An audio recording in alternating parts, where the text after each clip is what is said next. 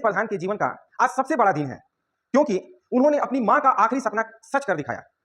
ऐसा इसलिए क्योंकि जो 2017 में उनके पिताजी देहांत किए वो टूट चुके थे, लेकिन किसी तरह से उनकी मां ने उनको संभाला और उनको यूपीएससी सिविल सर्विस के एग्जाम के लिए तैयारी करने के लिए उनको रेडी किया।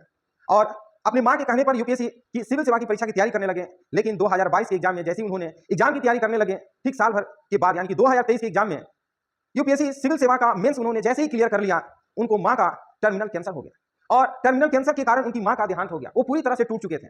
अब उनको ये नहीं समझ में आ रहा था कि हम अपना मेंस क्लियर के बाद अब इसके आगे का एग्जाम किस तरह से दें। किसी तरह से उन्होंने अपने आप को संभाला और यूपीएससी 2023 के एग्जाम में all India rank second topper की लिस्ट में उनका नाम दर्ज हो गया। और आज ये कहते हैं कि काश अगर मां होती तो सबसे पहले उसको फोन कर बधाई देता।